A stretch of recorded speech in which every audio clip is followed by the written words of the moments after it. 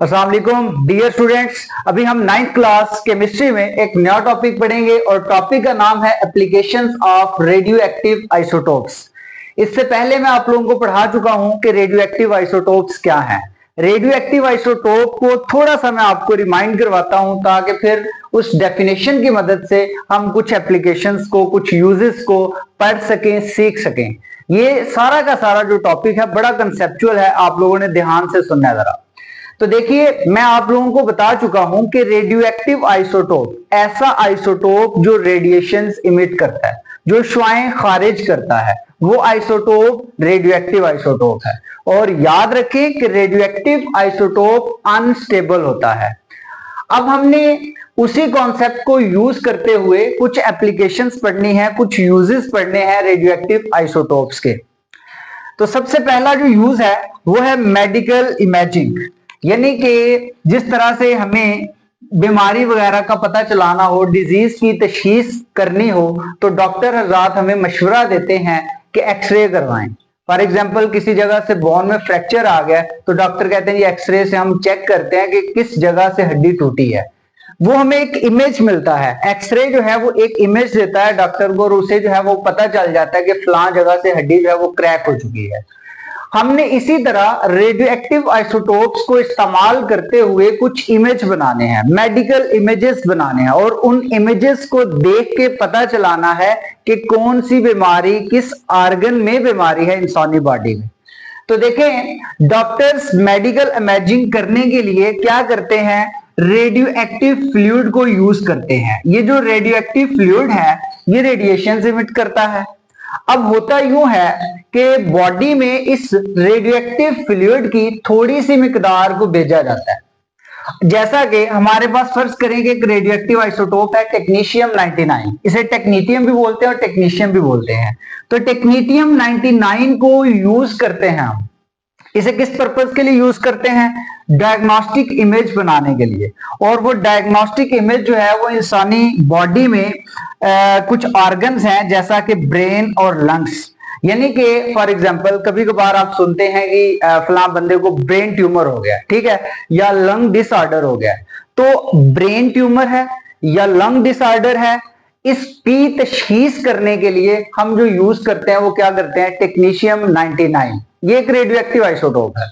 होता क्या है, आपने टेक्नीशियम 99 को फ्लूइड की फॉर्म में लेना है, थोड़ी सी मिकदार इसकी लेनी है, उसको बॉडी में इंजेक्ट कर देना है। जब इसको बॉडी में इंजेक्ट करेंगे तो ये टेक्नीशियम 99 जो फ्लूइड है ये मूव करना शुरू कर देगा।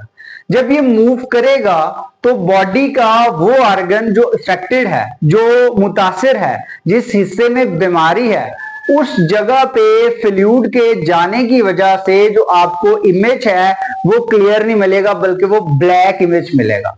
उस इमेज को हम जो चेक करते हैं वो कैमरा की मदद से करते हैं। कैमरा इस्तेमाल किए जाते हैं, स्पेशल कैमराज हैं लाइक गैमा कैमराज, उनको आमतौर पे हम बोल रहे होते हैं।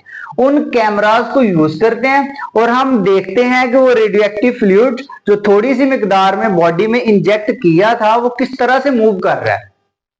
अगर उसकी मूवमेंट सही है, एक्यूरेट है, तो इट मींस के बॉडी का ऑर्गन इफेक्टेड नहीं है। जिस जगह पे जाके उसकी मूवमेंट में फर्क आता है उस जगह पे इसका मतलब है कि वो ऑर्गन अफेक्टेड है। और वो ऑर्गन जो अफेक्टेड होता है उस जगह पे बॉडी का टेम्परेचर या तो हाई होता है या बॉडी का टेम्परेचर कम होता है। तो आप ये कह सकते हैं कि हमने क्या यूज किया है, रेडियो एक्टिव आइसोटोप को in the form of fluid, और फिर इससे हमने ये पता चलाया है कि बॉडी के किस हिस्से में जो है वो बीमारी है, और उस तरह से हम बीमारी को डायग्नोज कर लेते हैं, उस बीमारी की तशखीस कर लेते हैं। तो स्टूडेंट्स अब दूसरी एप्लीकेशन पढ़ते हैं रेडियो एक्टिव आइसोटोप्स की, और वो एप्लीकेशन है रेडियो कार्बन डेटिंग। ये बड़ी इंपॉर्टेंट एप्लीकेशन है, आपको बहुत दफा एग्जाम में पूछी जाती है। ये शॉर्ट आंसर क्वेश्चन भी है और ये ओवरऑल लॉन्ग क्वेश्चन भी बन सकता है। अब देखिए, रेडियो कार्बन डेटिंग, यानी कि यहां से आपको नजर आ रहा है ना, रेडियो रेडिएशन से निकला है वर्ड, और कार्बन यानी कि कार्बन का ऐसा आइसोटोप यूज करना है जो रेडिएशन इमिट करता है। तो कार्बन के मैं आप लोगों को बता चुका हूं कि हमारे पास 3 आइसोटोप होते हैं, 612, 613, 614। इन तीनों में से कार्बन 614 जो है ये रेडियो एक्टिव इन नेचर है। तो हमने इस कार्बन 614 को यूज करना है, और अब यूज करके क्या करना क्या है, इसका फायदा क्या है, रेडियो कार्बन डेटिंग का फायदा क्या है। डेटिंग तारीख से, यानी कि आपको पता चल जाएगा रेडियो एक्टिव एलिमेंट यूज करते हुए या रेडियो एक्टिव आइसोटोप यूज करते हुए कि किस ऑब्जेक्ट की कितनी उम्र है। एक चीज ना अपने जहन में बिठा लें कि रेडियो कार्बन डेटिंग जब भी ये टर्म आती है तो ये टर्म यूज होती है कि जब आपने चेक करना हो कि कोई ऑब्जेक्ट, जो फॉर एग्जांपल कोई प्लांट है या एनिमल है, उसकी एज कितनी है। आपको पता है कि कुछ जल्जले, कुछ आफात की वजह से क्या होता है कि कुछ जानवर जो है वो मलबे में आ जाते हैं, या कुछ जो ये वुड हमारे पास प्लांट्स हैं, प्लांट्स या ट्रीज हैं, इनकी जो लकड़ी है ये जेरे जमीन आ जाती है। अब उस जेरे जमीन आने वाली लकड़ी की उम्र का पता चलाना हो कि ये लकड़ी की उम्र कितनी है, या कोई हड्डी मिलती है और हमने देखना हो कि ये हड्डी कितनी पुरानी है, तो हम ये देखेंगे कि भाई उसमें कार्बन 14 जो है इसकी प्रोपोर्शन कितनी है, इसकी रेशो कितनी है। अब इस डेफिनेशन को पहले सीखते हैं, उसके बाद मैं आपको इसका मेथड मजीद समझाता हूं। तो देखें, radio carbon dating is a method, ये एक तरीका है for finding out the age, यानी कि एज फाइंड करने के लिए, उम्र मालूम करने के लिए। और वो जो एज फाइंड करनी है वो किसकी करनी है, हिस्टोरिकल ऑब्जेक्ट की। और उस हिस्टोरिकल ऑब्जेक्ट में ऑर्गेनिक मटेरियल है, organic material, organic in nature. For example वो आपके पास पौधे भी हो सकते हैं और वो आपके पास जानवर भी हो सकते हैं। ऑर्गेनिक मटेरियल का यहां से ये मतलब है। और आपने वो जो एज फाइंड करनी है हिस्टोरिकल ऑब्जेक्ट की जिसमें ऑर्गेनिक मटेरियल है, उसकी एज फाइंड करनी है एक आइसोटोप यूज करके, और उस आइसोटोप का नाम है कार्बन 614। यानी कि आप यहां पे रेडियो कार्बन डेटिंग के बारे में इस चीज को अपने जहन में बिठाएं कि रेडियो कार्बन डेटिंग एक तरीका है, और इससे हम एज मालूम करते हैं, उम्र मालूम करते हैं, किसकी, हिस्टोरिकल ऑब्जेक्ट्स की। और वो जो हिस्टोरिकल ऑब्जेक्ट है उसमें क्या होगा, ऑर्गेनिक मटेरियल। और उस हिस्टोरिकल ऑब्जेक्ट की एज फाइंड करने के लिए हमने जो यूज किया है आइसोटोप, वो कार्बन का किया है। और कौन सा आइसोटोप यूज किया है, कार्बन 614। अब हम तरीका सीखते हैं कि ये जो रेडियो कार्बन डेटिंग है हम एज इससे कैसे मालूम करते हैं। देखें, हमारे पास फर्ज करें कि एक पौधा है, पौधे से हमें वुड मिलती है, लकड़ी मिलती है, ठीक है।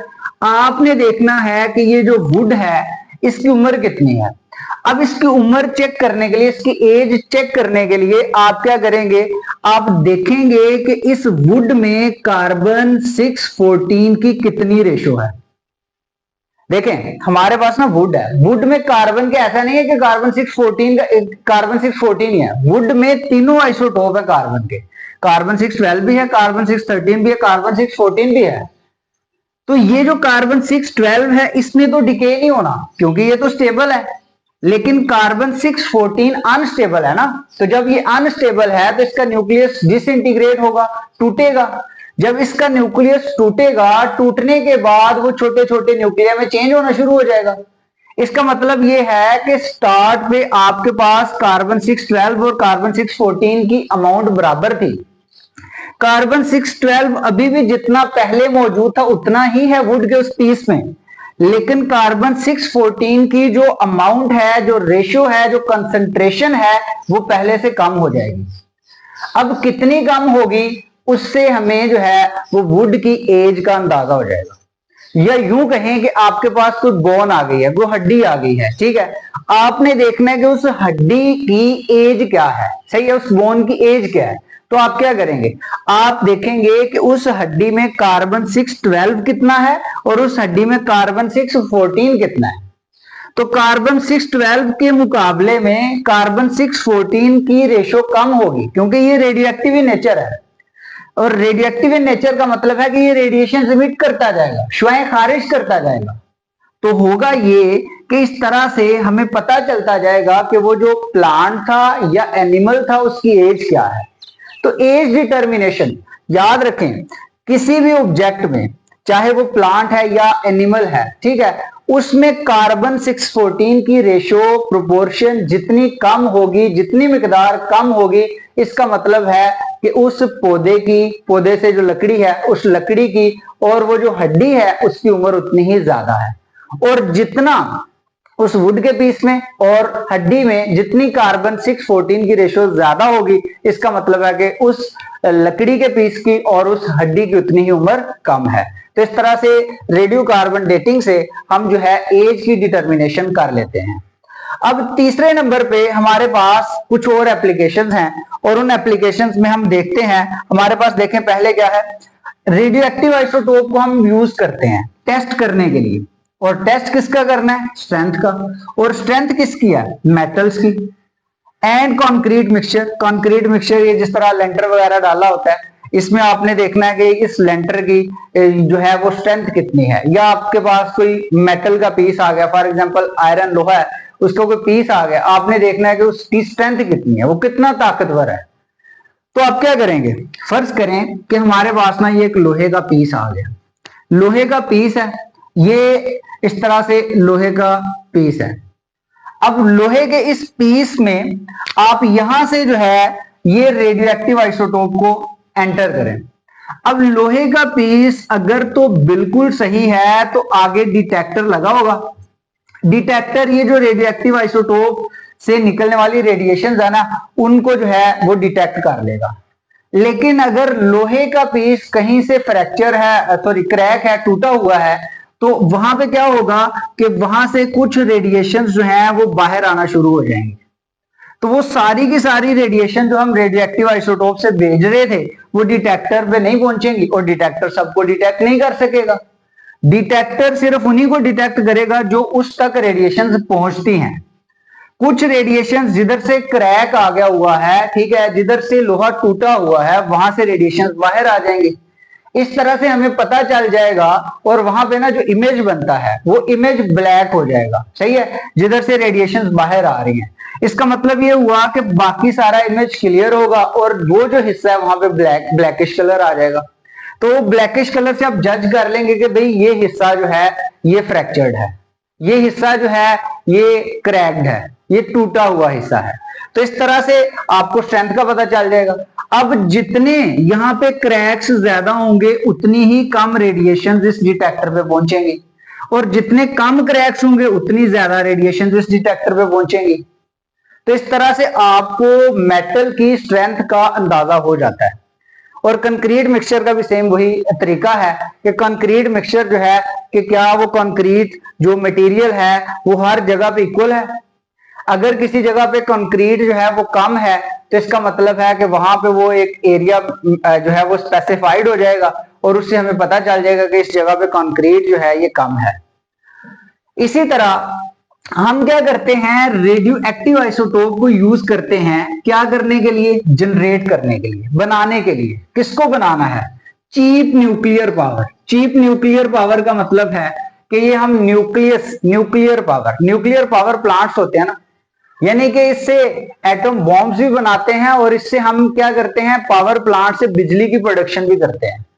तो हम न्यूक्लियर पावर यानी कि जो हम न्यूक्लियर पावर है, एटम है जो एक अनस्टेबल एटम है, हम देखेंगे कि वो उसमें पावर कितनी है, न्यूक्लियर पावर। या यूं कहें सिंपल वर्ड्स में कि हम रेडियो एक्टिव आइसोटोप को यूज करते हैं इलेक्ट्रिसिटी की जनरेशन के लिए, कि बिजली कितनी जनरेट हो रही है। होता यह है कि जो रेडियो एक्टिव आइसोटोप होता है ना, वो रेडियो एक्टिव आइसोटोप जो है उससे हमें ये पता चल जाता है, उससे जो निकलने वाली, जाहिर सी बात है रेडियो एक्टिव आइसोटोप है ना, तो उसने रेडिएशन इमिट करनी है, शुआएं खारिज करनी है, और वो शुआओं में क्या होती है, एनर्जी। उस एनर्जी को हम कन्वर्ट करते हैं न्यूक्लियर पावर में। तो इसलिए ये एक सस्ता सोर्स है न्यूक्लियर पावर की जनरेशन का। और इसी तरह आपने अगर ये पता चलाना हो कि आयल कहां से मिलेगा, यानी कि जेरे जमीन जो है आयल जो है वो कहां से मिलेगा, तो वो भी हम उस आयल जिस जगह पे मिलेगा उस जगह का भी पता चला लेंगे by using radio active isotope. उसके बाद याद रखें कि रेडियो एक्टिव आइसोटोप को यूज किया जाता है बहुत सी बीमारियों को ट्रीट करने के लिए, और उन बीमारियों में सबसे पहले आपके पास आता है कैंसर और थायराइड डिसऑर्डर्स। देखें कैंसरियस सेल, बॉडी के जिस हिस्से में कैंसरियस सेल है ना, वो हिस्सा जो है उसका टेम्परेचर बकिया हिस्सों से ज्यादा होगा, और इस तरह से हमें पता चल जाएगा कि बॉडी के उस हिस्से पे कैंसर है। फॉर एग्जांपल स्किन कैंसर है, तो जिस जगह पे स्किन कैंसर है वहां पे क्या होगा, गुदूद टाइप जो होगा उसका पता चल जाएगा जब हम उस बॉडी के हिस्से में रेडियोएक्टिव आइसोटोप्स को, रेडिएशंस को फेंकते हैं ना, तो उससे हमें पता चल जाएगा। इसी तरह थायराइड ग्लैंड, गिल्लड़ की बीमारी होती है, सही है, तो थायराइड ग्लैंड, थायराइड डिसऑर्डर हो जाते हैं, उसको थायराइड डिसऑर्डर्स को पता चलाने के लिए हम जो यूज करते हैं रेडियोएक्टिव आइसोटोप, उसका नाम है आयोडीन 131। तो आयोडीन को यूज करते हैं और उससे हमें पता चल जाता है कि बॉडी के इस हिस्से में गिल्लड़ है, थायराइड ग्लैंड में डिसऑर्डर आ चुका है। तो ये सारी जो है ये एप्लीकेशंस मैंने आपको बताई हैं रेडियोएक्टिव आइसोटोप्स की। आखिर पे ना हमें एक शॉर्ट आंसर क्वेश्चन के तौर पे ये सवाल पूछा जा सकता है, और वो सवाल क्या है, ionisation of atoms by radioactive source, यानी कि हम एटम्स को आयोनाइज करवा सकते हैं। एटम को आयोनाइज करवाने का मतलब है कि एटम को आयन में चेंज करना, और एटम को आयन में चेंज करने का मतलब है कि या तो वो पॉजिटिव आयन होगा या तो वो आपके पास नेगेटिव आयन होगा। अब ये कैसे हो सकता है कि हम जो है वो एटम की आयनाइजेशन के लिए रेडियोएक्टिव जो सोर्स है उसको यूज कर सकते हैं। अब देखें, फॉर एग्जांपल हमारे पास ना एक रेडियोएक्टिव आइसोटोप है, और रेडियोएक्टिव आइसोटोप का नाम है रेडियम, रेडियम 226। ये रेडियम 226 जो है, इससे कुछ निकलती हैं रेडिएशंस, उन रेडिएशंस से हमें मिलती है एनर्जी। जब उस एनर्जी को सोडियम एटम के ऊपर फेंकते हैं या सोडियम एटम को वो एनर्जी मिलती है, तो सोडियम एटम के शेल से या ऑर्बिट से, जो बाहर वाला शेल है या ऑर्बिट है, उससे इलेक्ट्रॉन जो है निकल जाएगा, यानी कि वो जो इलेक्ट्रॉन है वो एटम से अलग हो जाएगा। क्यों अलग हो जाएगा, वो इलेक्ट्रॉन एटम से अलग हो जाएगा। क्यों अलग होगा, क्योंकि उसे एनर्जी मिल जाएगी, और उसे एनर्जी कहां से मिलेगी, रेडियोएक्टिव सोर्स से।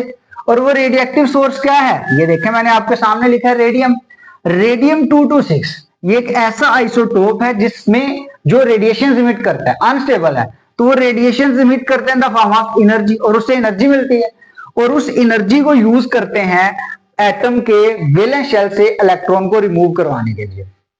तो इस तरह से आप ये कह सकते हो कि हम जो है एटम्स को आयोनाइज करवा सकते हैं। आपको स्टूडेंट्स एक बात का अंदाजा होना चाहिए कि सोडियम का ताल्लुक ग्रुप नंबर फर्स्ट ए से है। सोडियम के आखिरी शेल में एक इलेक्ट्रॉन है, तो सोडियम के आखिरी शेल से इलेक्ट्रॉन को निकालने के लिए एनर्जी चाहिए थी, और वो जो एनर्जी मिलती है वो रेडिएशन से मिलती है, और वो रेडिएशन जो खारिज करता है वो कौन करता है, रेडियोएक्टिव आइसोटोप। और वो रेडियोएक्टिव आइसोटोप जब रेडिएशन इमिट करेगा वो एनर्जी मिलेगी, और वो एनर्जी को ये सोडियम एटम यूज करेगा, और जैसे ही सोडियम एटम को एनर्जी मिलेगी, सोडियम एटम के आखिरी शेल में मौजूद इलेक्ट्रॉन यहां से निकल जाएगा, और सोडियम एटम सोडियम आयन की शक्ल इख्तियार कर लेगा, और ये केटाइन बन जाएगा। तो students, this was all about the applications of radioactive isotopes. मिलते हैं नेक्स्ट वीडियो में। अल्लाह हाफिज।